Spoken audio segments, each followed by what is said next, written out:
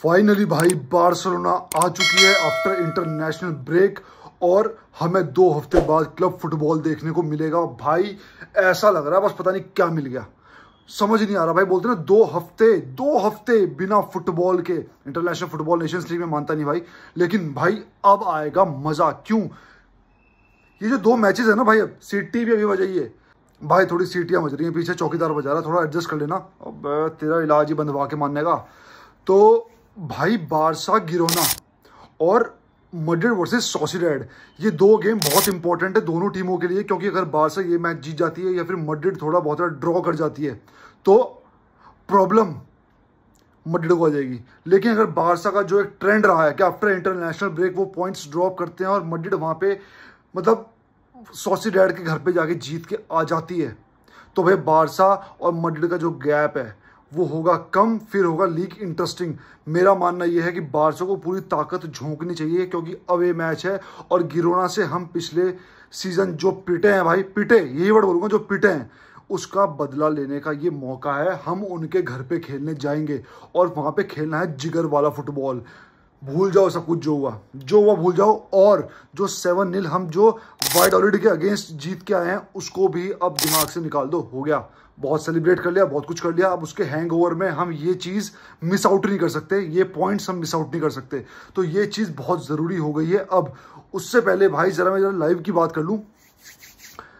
Live stream रखेंगे Girona वाली, ठीक है भाई। मैं पहले भी लाइव किया करता था, लेकिन वहां पे क्या हो गया, कई लाइव बहुत अच्छे चले 3 घंटे के 3.5 घंटे के, लेकिन बाद में ना सॉफ्टवेयर में थोड़े इशू आने शुरू हो गए और एक मैच के दौरान 3-4 बार लाइव बीच में टूट जाना, तो तब से मैंने लाइव करने बंद कर दिए थे। तो अभी मैंने सिस्टम अपडेट मारा है, ठीक है। तो अगर लाइव अच्छा चलता है तो प्लीज आना, सब आना भाई।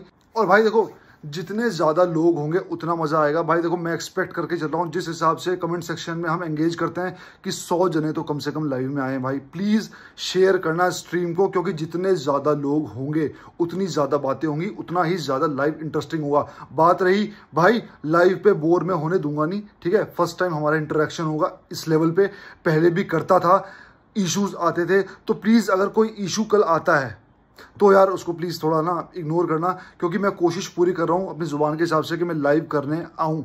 और होप पूरा लाइव हो, सॉफ्टवेयर को इशू ना करे, तो आगे जाके भी ये चीज़ कंटिन्यू करे। तो भाई ये लाइव जो है वो रिस्क के हिसाब से आ रहा है, सारी सिटी मेरे सिर में मार दे। तो अगर लाइव में थोड़ा बहुत ऊंच नीच हो जाए, देखो भाई टेक्नोलॉजी मेरे हाथ में नहीं है। अगर लैपटॉप ने कोई इशू क्रिएट किया तो भाई I am sorry in advance, और अगर इशू क्रिएट नहीं किया तो भाई ऐसी लाइव स्ट्रीम होगी ना, मजा आ जाएगा।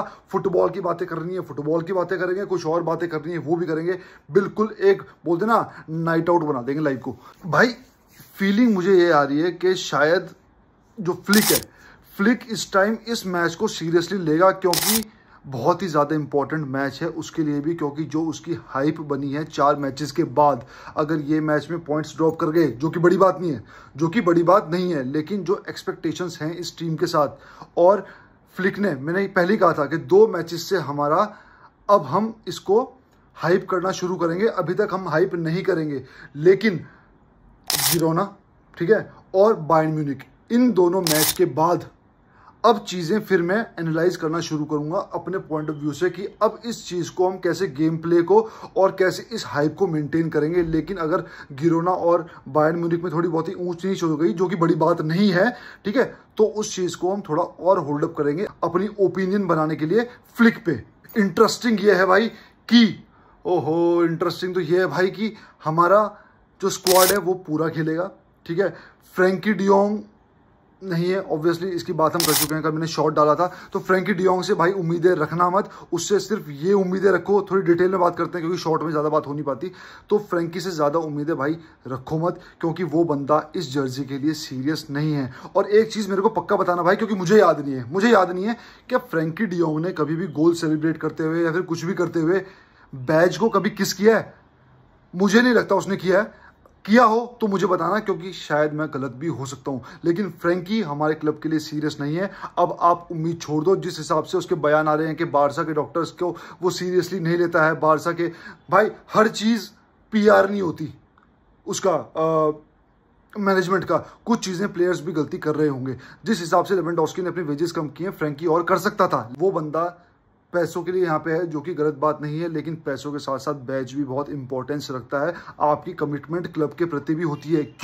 क्यों लोग बोलेंगे कि यार सैलरी के लिए कौन सा क्लब महान है, नहीं, लेकिन जितनी सैलरी उसको यहाँ पे मिल रही है वो कोई और क्लब उसको नहीं देगा, ना सिटी देगा, ना कुछ देगा, कोई नहीं देगा।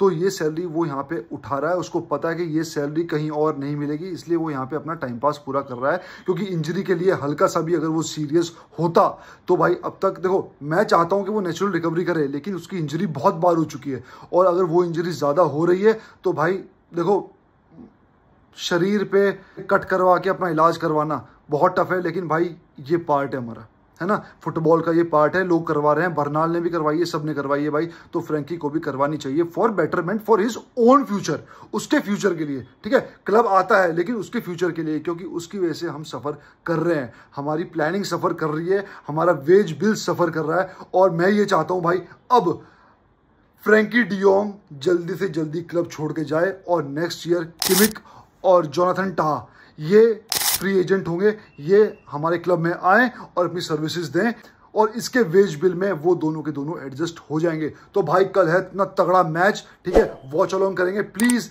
कम से कम 100 जने आना भाई, माहौल परिवार सब सेट कर देंगे भाई, मजे बांध देंगे। तो भाई मिलते हैं कल, विस्कल बारसा।